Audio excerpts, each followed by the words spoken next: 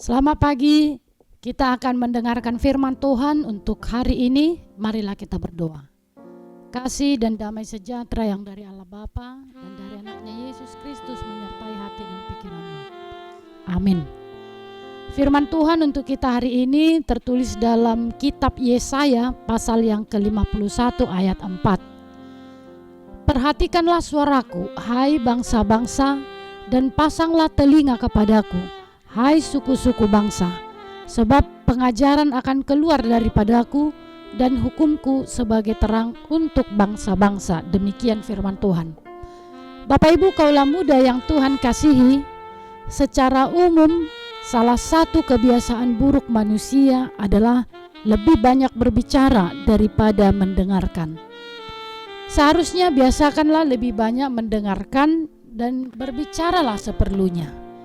Ini juga menjadi salah satu ciri khas dari orang yang bijaksana. Kemauan untuk mendengar dan berbicara seperlunya.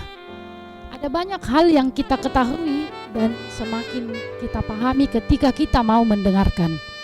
Dan kemauan mendengarkan dan berbicara seperlunya akan menghindarkan kita dari diskusi yang tidak berguna, bahkan menghindarkan kita dari dosa.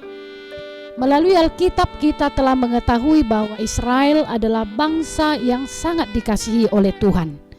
Meskipun mereka sering mendukakan Tuhan dengan kesombongan dan kedegilan hatinya. Mereka juga sering menentang ajaran Tuhan, bahkan sampai menyembah ilah-ilah lain. Tetapi Tuhan selalu menunjukkan kasih dan kesetiaannya kepada mereka. Itu karena mereka telah dipilih dan ditetapkan menjadi umat pilihannya.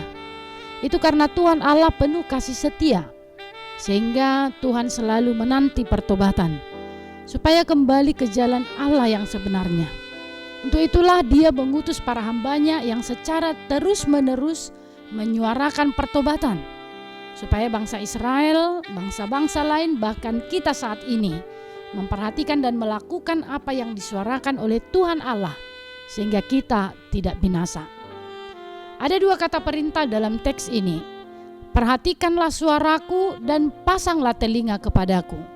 Perintah ini disampaikan kepada bangsa Israel, bangsa-bangsa dan juga kita pada saat ini, di mana orang yang sudah mendapatkan keselamatan yang kekal harus memperhatikan suara Tuhan, bukan lagi memperhatikan suara dunia dan suara si jahat. Memperhatikan suara Tuhan berarti kita harus memasang telinga hanya kepada Tuhan.